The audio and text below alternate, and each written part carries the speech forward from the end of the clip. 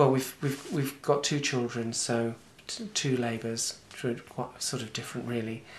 With our first child, we were watching EastEnders when she went into labour. We remember that.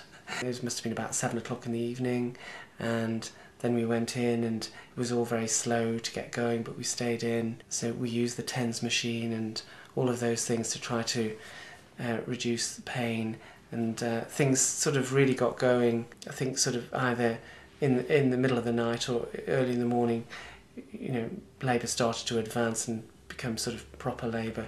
But actually our daughter wasn't born then till nearly midnight the following evening, so we were actually kind of in process for over 24 hours. I remember all the waiting around, and I think we sort of felt quite prepared. We'd been to NCT classes, etc. But then there was a kind of whole scary period, because my wife was in a lot of pain. She'd had an epidural, and she had quite a lot of epidural, which made her very tired and quite weak. And then she had a ventouse delivery, which is like where they put a little suction cap on the head of the baby and literally tug the baby out, which is really scary. And then our daughter, you know, I saw our daughter being born. I saw this great mass of hair and blood, and I was thinking, what's happening here? And I remember holding her, and she had this sort of very rubbery feel, and you know, her head was quite distended from the ventouse delivery. I just remember feeling very proud of my wife for what she'd achieved, and so excited. I had one immediate thought actually after our daughter was born, which was, oh goodness, it's a girl, because we didn't know what sex. Goodness, it's a girl. Oh, we'll have grandchildren sooner probably. I just had this thought flashed in my mind, which was, I'm already thinking of the next generation, because I'm thinking a boy's going to have children older. Because I think I was just thinking at that point, you know, I would like children in my life, you know, always. And then I just remember being in the delivery room after all the professionals had gone out, and it was like they left us there. I don't know how long they left us there, but through the small hours of the morning, it was just this delivery room covered in the debris of birth, and just the three of us together, peaceful and quiet, and it was really beautiful. Because it was at night, it's like you're suspended between, you know, the realities of the 2 days, and there's this space where you can just be the three of you and feel this momentous thing that's happened and how life's completely changed, and it was quite nice just to be in all the mess, because it is messy birth, and not be all tidied away and put in a nice clean room and bed and all of that.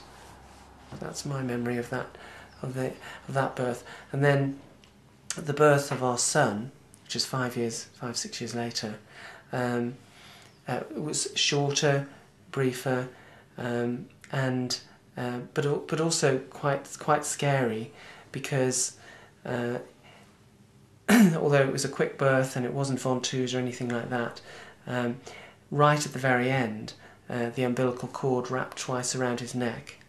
So, and it was just as he was coming out. But I was quite frightened for him, and he was immediately whisked away to be checked for all his vital signs. And there's just this sight of my son disappearing out of the room, and you know, I just had, you know, obviously followed, and just that thought of, gosh, is he going to be okay? Is he going to get confused with some other baby? Are we going to end up with the wrong baby?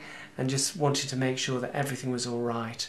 And you know, there wasn't a problem, but that's a really important memory from that time. Just having your baby and then thinking, gosh, are we just about to lose our baby, either because there's something wrong or because there'll be some mix-up and so forth.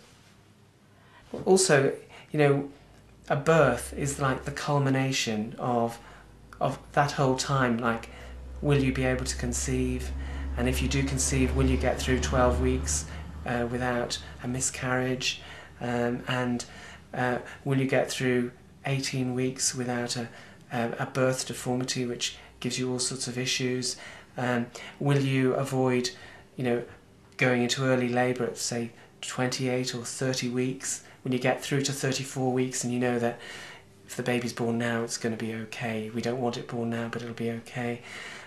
And I think when there's an issue just at the birth, you think, my God, we got through all of this, and is something going to go wrong now, or are we going to get there? So I think that's how it felt, because it was the end of a whole lot of times when something could have gone wrong. Maybe we're just over anxious people.